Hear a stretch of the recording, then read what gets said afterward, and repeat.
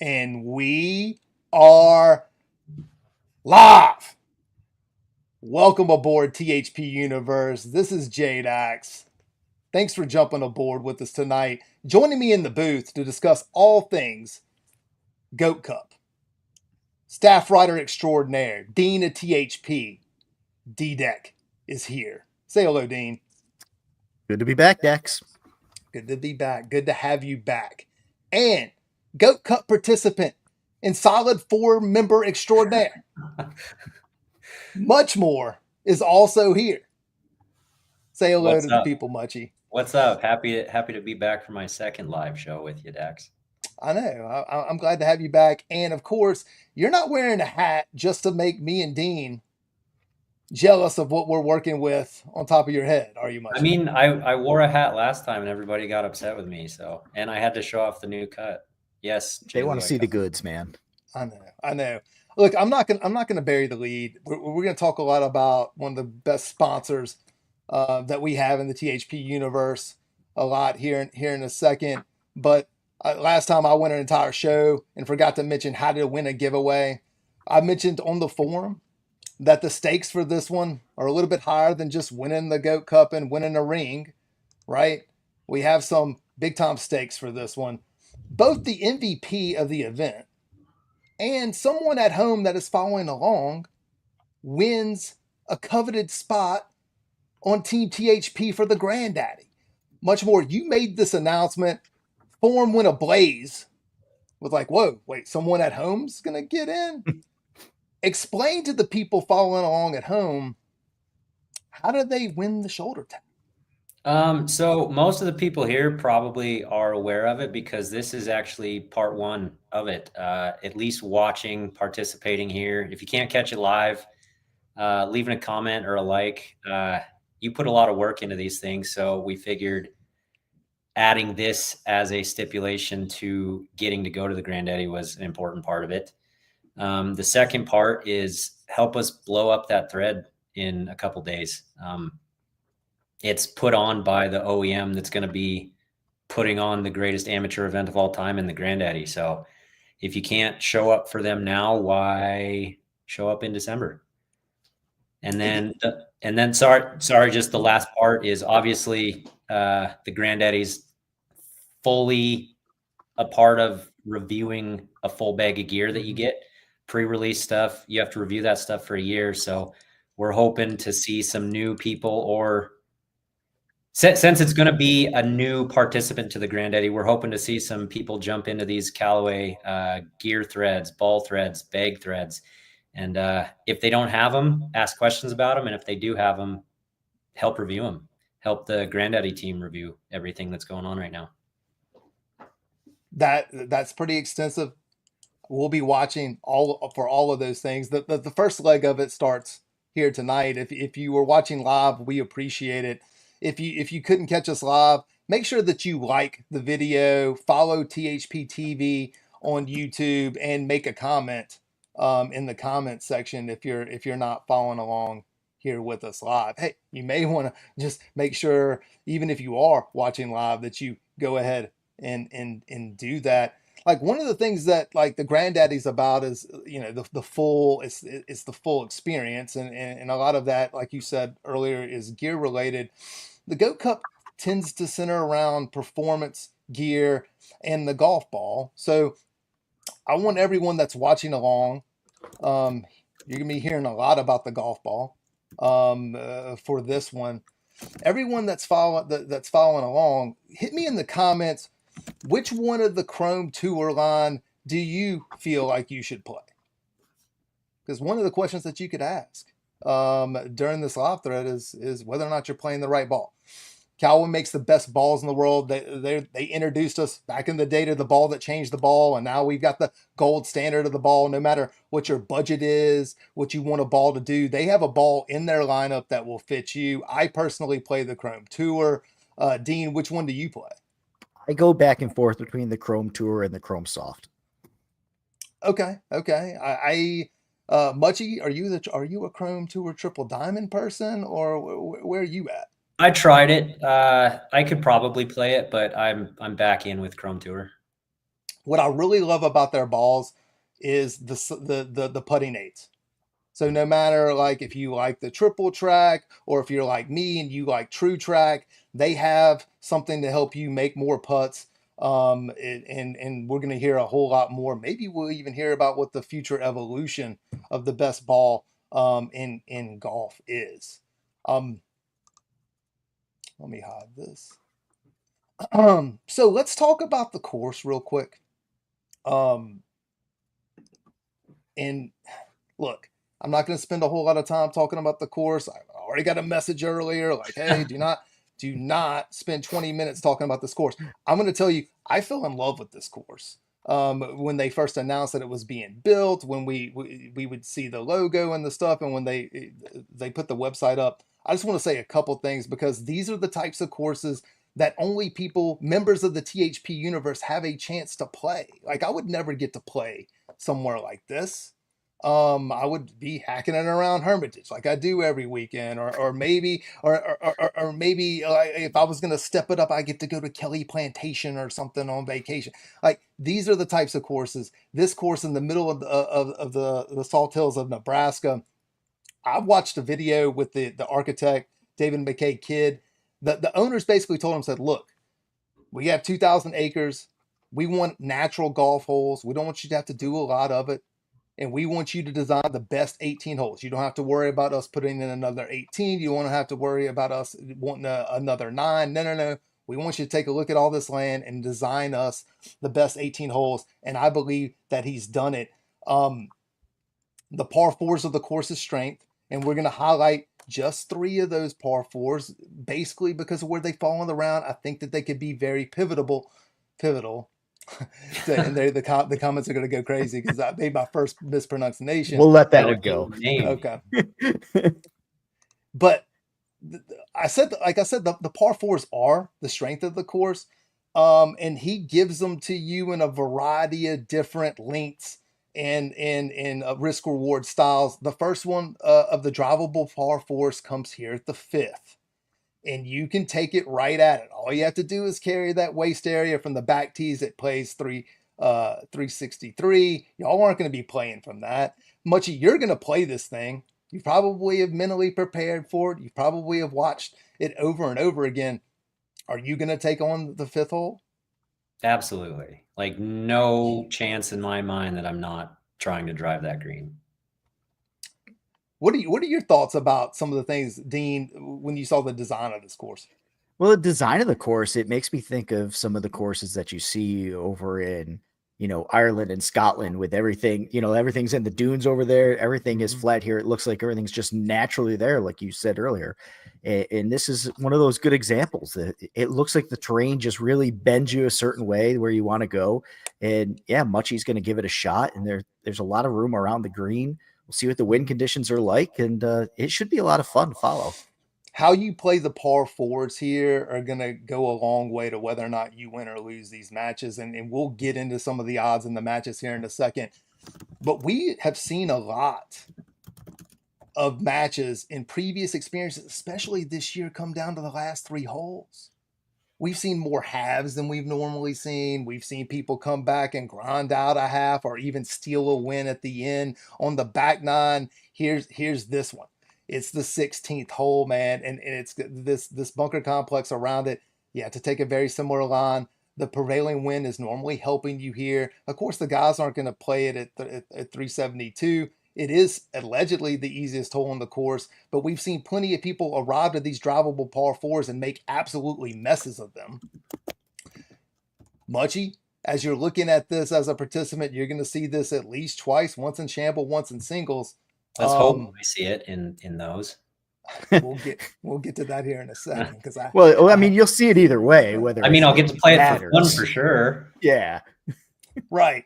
Like, this is the type of hole complex that you're going to see, and you see these bunkers all over the place. The finishing hole is absolutely phenomenal. Here's the look from the tee box. It looks pretty easy from the tee. Try to hit a cut off of the clubhouse. But when you see this green complex, it's long. From the back tees, it's 471. And I hope they put this pin in the front for you much. I hope they do, because this is no bargain. If the greenskeeper or the course superintendent at Grable is listening to me right now, don't be a coward. Don't put this thing in the back. We want to see how they navigate this sort of landing area of this front pin placement. Here are the holes that I think that are key. Dean, as you've seen this, what are your thoughts? I mean, look at that bunker. That looks like an amazing shot to hit from down below up to that green complex. Man, I like it, Dax. I think this is a good one to highlight. Muchie? Again, JB's over here in the chat saying I'm not even going to get here in singles, so I might not even have to worry about it. Wow, we'll get to that in a second. I know you will. I That's can't horrible. wait. We'll get to that. I have plenty of notes here, Munch. We absolutely we'll get there. Let's talk about the format real quick. We're not going to spend a whole lot of time with this because this is sort of stock of what we normally see from these type of events, especially Goat Cup. This is very traditional. You're going to start off 18-hole best ball shamble. You're going to have a sprint to the finish with a 9-hole alternate shot stanza, and then you're going to maybe lick your wounds, come back the next day, know where to hide and play singles. Dean, this is really good format. Your thoughts on the format? Yeah, I like the format. I know some people are probably excited that combined score is not involved. Maybe some that are actually involved in this chat. Yeah, that guy right there. Mm-hmm. Yeah, the shamble best ball.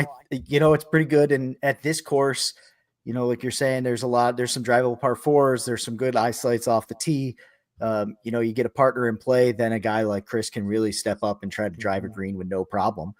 So I think it's gonna suit this course pretty well. See what the wind conditions are like. It seems like it's always windy there, and I say that as the one time that THP has been on the property, it was pretty windy. Yes, there are some winds that you're going to have to deal with. There may be even some strategy related, depending upon what 9 the alternate shot session is on. There may be some strategy along who takes what tee shots, especially on some of the shorter par fours, and maybe you can make those pops count. Let's talk about the teams. Team Tutor, you gotta look. I like the top end of Team Tutor. You get Austin. He returns here in his Goat Cup appearance. He sports an 11-6-1 career record. Whether or not that's Granddaddy or Goat Cup, that is really stout. We get the solid 4 member and much more. We'll get to his career record. Thanks, Hawk. Here in a second. Big Bove has played really well in the times that we have seen him, and this team only has one rookie, and the Scott 05. God, I hate that name. I practiced it all day. Hopefully that's how you pronounce it, or maybe my mispronunciation meter goes to 2. Muchie, I know that you like your team in every match. I'm going to ask Dean, when you saw the makeup of Team Tutor, what were your thoughts? Yeah, it's a solid team. Obviously, you got Austin, like you said, 11-6-1, but I think he's only 3-3 in Goat Cup history. So, he does a lot of his damage in the other events. Muchie, we got to try to get him a win, so we'll just skip over that for right now. But my man, Big Bob, I love that he's going to be in competition. He's been in a bunch of other events. I think this is his first one in competitive play. He's got a lot of Callaway in the bag. He's got the mini driver. We'll see if he plays that out there. He's got the driver, and obviously, the elite irons. He's ready for this. I'm excited for him. I like them an awful lot. I did make them a slight favorite here, and we'll get to the reasons why when we break down the matches. I can't wait to break down the matches with you, Muchie. They're going to be challenged by. It feels like a setup. They're going to be challenged by a Team Finley that doesn't have its namesake. I'm wearing the limited edition sold out Death, Taxes, and Finley shirt. If y'all want to see that, go back into the store on THP. Maybe say something about it. I don't know. I had to beg to get this shirt made, and I don't know if we did sell them out. So Finley's in the chat, JDax. Oh, is he in the chat? Well, he can say whatever. We can say whatever he wants to me because JDax just puckered up right there. He's already getting scared. No. I'll see him come December. pitch hitting for Finley is Daniel Bladen, right? And when this announcement was made, there was a lot going on in the forum. Some people tongue in cheek saying, "Well, maybe Team Finley got an upgrade without Finley." And I was like, wait a minute. Maybe the numbers bear that out because, Finley usually shows up around a 7 or an 8. And he comes in as a 3.3. But does Daniel have the same gravitas? Does Daniel have the same presence of a Jason Finley? We don't know that yet. I'm a betting man, as you know. I'm going to say no. So maybe some of the trash talking, because when Josh and Finley are together, this is world class. Get into someone's head, live rent free for, in my case, it was years. Yeah, and then they're joined by It was years. Look, Josh, fresh off a undefeated thing at the last experience that we saw him in after he started leaking oil here and started giving us like, hey, woe is me, my game's trash. Now all of a sudden the old Josh is back just in time for the GOAT Cup and to win a ring. Wonger's here, much to my chagrin. We'll get to Wonger here in a second. We get to the singles match. Undefeated, 2 appearances, 5-0-1. Much to this host's chagrin, because I've bet against him every time, picked against him every single time that he has been in a match. I bet against him or picked against him, and he has made me tear up them tickets. And then they're joined by Mike D, who makes his second appearance. Dean, I'm not going to make Muchie talk trash about Team Finley. I like this team an awful lot, though. Do you like him as much as I do? I like him. I think it's a perfect opportunity to let him talk trash, though. I mean, he's in the safety of his own house. Nothing bad can happen to him. But yeah, I'm with you. I like the makeup of this team. The substitution in for Finley, it was handpicked by Finley. So he's got to be good. His trash talk game has to be up there. I hear he plays member guest events over in Scotland, so he knows how to play in the wind. JB, we know his story, but how about he's going to be having a match paired up with Wonger, who defeated him in the Morgan Cup a couple years ago in singles. So that's going to be a team to watch out for. And Mikey D, I played with him at Bag Boy last year. Excited to see him back in another event. I think this course could suit him well, probably suit him a little better than Ballyhack. Daniel comes and he works for, just to let y'all know, the scouting report, he works for the R&D team. He manages the golf ball performance testing. We're going to get to hear like potentially all of the things that if you want to still ask about the ball, we're going to be able to hear all the things that we want to hear about the greatest ball ever. So I'm looking forward to seeing how Team Finley performs.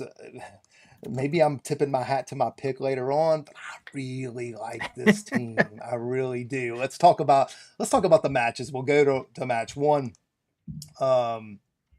Round 1, match 1. It's 18-hole shamble, 70% of your handicap here. This is sort of the you mentioned the adversaries, from another event's past, a singles war that they waged against each other. Now they joined forces here. We get JB, sorry for him, names only pal, and Wonger together, and they go out against Austin and the Scott 05 in a traditional sort of low-high pairing. I love those low highs in the shamble format, man. And I made, even though Josh is going to make me probably eat this, I made Austin and the Scott a slight favorite. Minus 140 to come back on Josh and Wonger. Plus 110. Dean, talk to me about this match. Yeah, you know what? The high-low, you're going to be playing a lot of Austin's T-balls.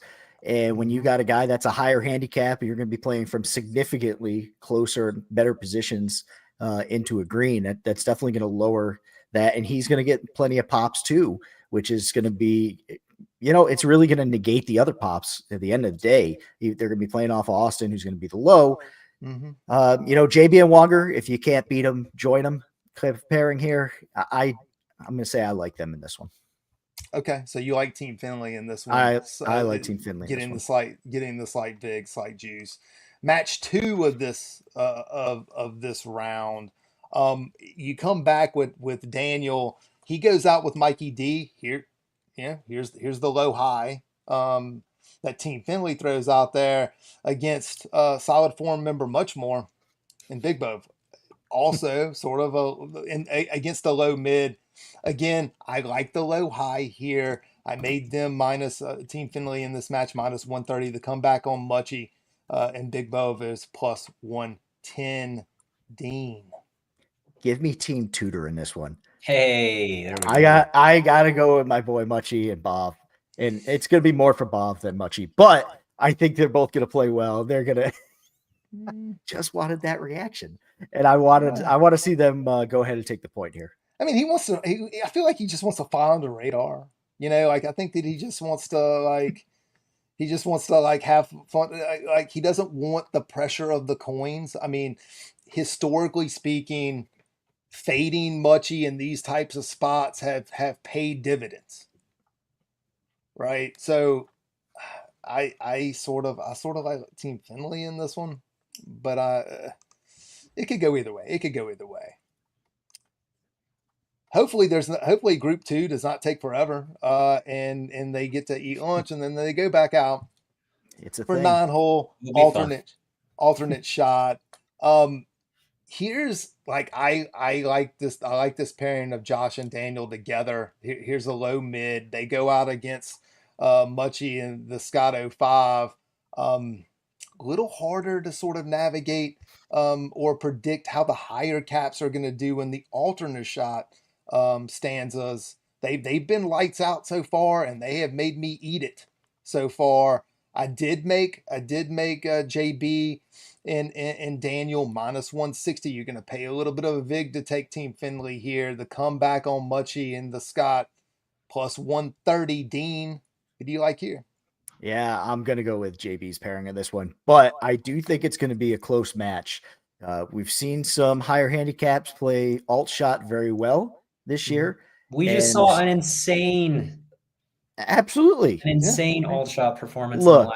Look, if you're going to make picks, make picks. Otherwise, pipe down while I'm talking. Right. Well, I don't get to talk during these, so I have to. You can talk by all means. Don't let Dax run the show here. Come on. All I was saying is that the last Goat Cup, someone that was in the experience also picked matches, and it didn't go well. It may have forced Finley into retirement when he couldn't drag my carcass across the line and win a ring. Like, we don't even know. We don't know. I would be disheartened too. He's like, is it the same guy who picked people at the Shaft Up finale that they were playing in too? It's starting to seem like it might be a you problem. It may be me. It may be me. Let's move on. I'm so sorry that we didn't win that Goat Cup, Jason. If you're still watching, I'm sorry. Match 4. Okay, here's a little bit of you're going to try to use the pops. You send Wonger out with Mikey D with this sort of mid high against the low mid with Austin and Big Bove. I made Austin and Big Bove a huge favorite, minus 175. The comeback on Mikey D and Wagner is plus 145. Dean, what do you think? Yeah, I got to go with Team Tutor on this one. I think it's just going to play into their hands. Having someone, of Austin's caliber and alt shot, I think is going to be, it's going to pay dividends, put it that way. Yeah, I definitely, you're going to pay a bunch to get them here. This is sort of the type of match that probably Team Finley, like if they could grind out at a half or even steal it at the end, they are going straight to the bank. This is not probably one that they expect to win. But if they do, look out. Because I've already sort of locked the Team Tutor win here in match 4. And if it doesn't go that way, we could have an upset brewing. Let's talk about the singles matches. This one, man, match 5, is probably one of my favorites because there's been a lot of trash talking. I feel like I tried to get a Nikita Koloff Magnum TA comparison going, and then Josh was like, no, and maybe it's because I made him Magnum and he wanted to be Nikita. I'm not sure. This has got some heat like they did in '86 that they've been talking smack to each other. I don't think Big Bove is going to be that intimidated by JB here. I did make JB a pretty decent sized favorite, -140. The comeback on Big Bo is +120. Dean, who do you like? This one's tough. This one's tough for me. It really is. But I've got to go with JB on this one. I picked Bob in every other match, but I got to go with JB in this one. In singles match, you know, I think that's I think it's going to be too tall of a mountain to climb. I'm going to give you a best bet alert. This one probably is in there. This one's probably in there. And it's probably JB. No offense.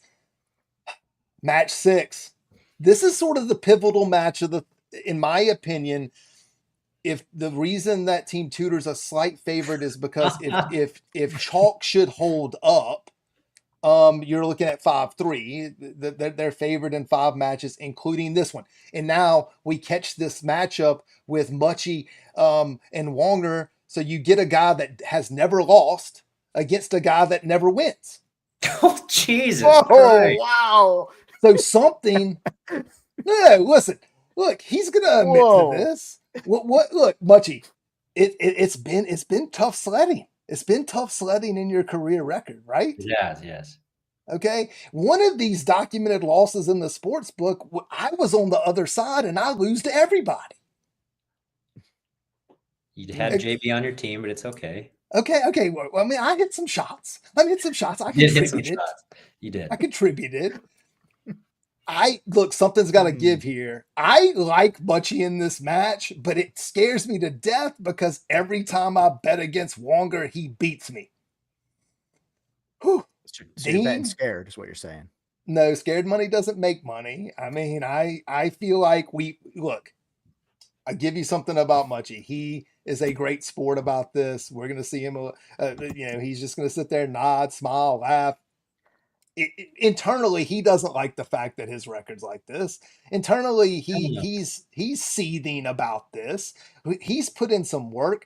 I don't know if we beat him at Hidden Creek and if we tell him about his tee height problem earlier in the match until we had closed him out. Potentially. Now, if you got those things figured out. Muchie, tell me, why should I pick you? What's the state of the game? It's storylines, dude. I picked him to come here. I essentially set up the single pairing to play against him. So if I don't have a win by this point, I am guaranteeing the win right now. I mean, it sounded quasi-confident. I'll take it. I'll go with Muchie. He goes, look, he's got great hair like Joe Namath did in 69. He pulls the guarantee. Look, there's nothing. I like Muchie in this match. I will be betting on Muchie, but I'm not going to have I don't want to add the pressure of the parlay resting on the Muchie leg. Right. I'm shocked. So don't. So you're not that confident. Come on, man. This is you're gonna talk me into putting Muchie in this parlay? Yes. Come on. Please God, don't. Come on. Hey, all right, match 7. The parlays don't win, man. Don't put me in there. I'm due. Okay, I feel good. I went 2-1 last event. I'm hovering right under 500, sort of like I'm at the Mendoza line now. We've grinded back in the last couple of events. I think I'm due to go undefeated. I think I'm due to finally pay the backers on me. Stay tuned for the best bets. They'll be coming this weekend. Match 7, we get Daniel. He goes out in this sort of like with these last 2 matches, we sort of see the same sort of profile here. We get a low versus a high, and the high is going to have to keep the ball in front of them and make their pops count. -160, -165 on Daniel and Team Finley's side here. The Scott 05 +125, and I may have made this more or should have made this more. This may be a stinky line. But man, these 20 plus caps have totally been my kryptonite this year. Like, I have not gotten those matches right. You've seen me try to fade them in the best bets. Someone comes out of nowhere, shoots right around where they probably a little bit better than they should, and then before you know it, like I'm having to answer on the form why I can't win. Dean, what are your thoughts here? Yeah, I mean, what have you been calling him? TH Scott or the Scott? The Scott. Like a short, Scott. the Scott. The Scott. Okay. Right, Scott. Well, we know he has been going into Golf Tech. He's been taking his lessons. This is going to be the challenge for him. We're going to see if they've been paying off. I hope they do for him. For his sake, I can't go with him on this one though. Okay. I mean, I think that you're gonna. I think that you're probably about. I think you're about. It's one of right those here. ones I would like to be wrong about. You know, it's always good to see somebody who has been putting in the work and putting in the prep work and working on their game and doing all sorts of things off the course to get ready for an event. And you want to see them show up and play well. So if he wins and I bet money against him and lose, I'll be as happy as I could be. I'd be happier if I bet on him to win and he wins, I guess, but I'm not prepared to do that. Match 8, Mikey D, representing Team Finley, goes out against Austin. I made the same line. It's basically the same thing, course adjusted. Like you're getting a low versus a high. There's going to be a ton of pops. Sometimes Austin, in the times that we've seen him struggle a little bit, it is struggling to fade an avalanche, and this is what we have here.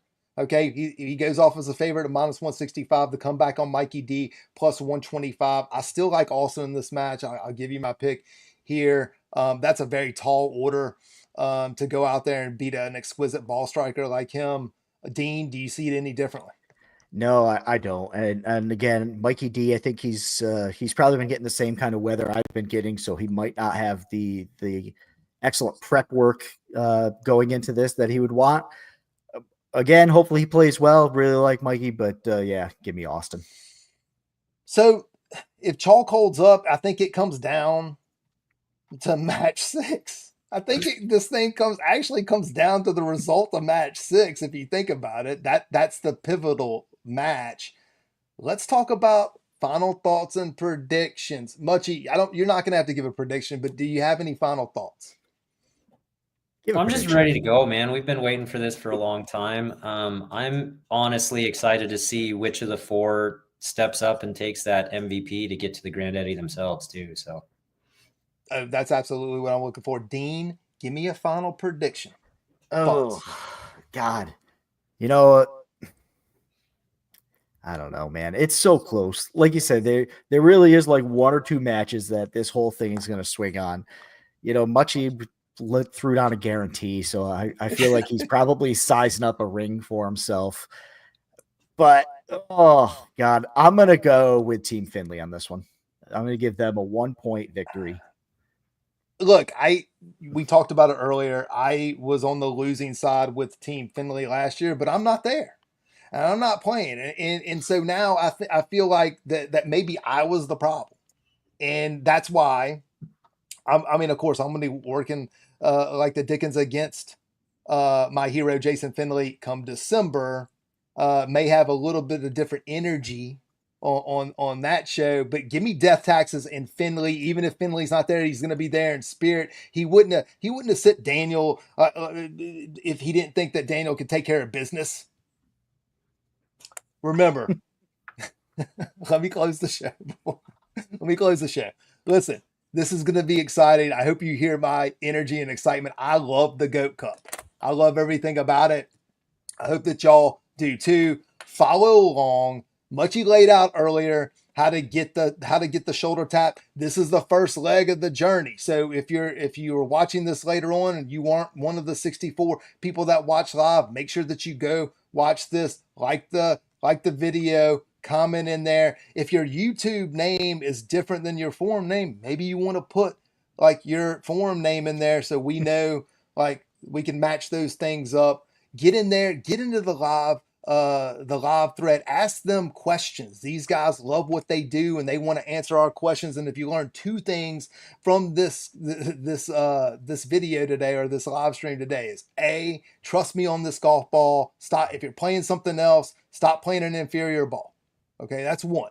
And 2, trust me on this glove.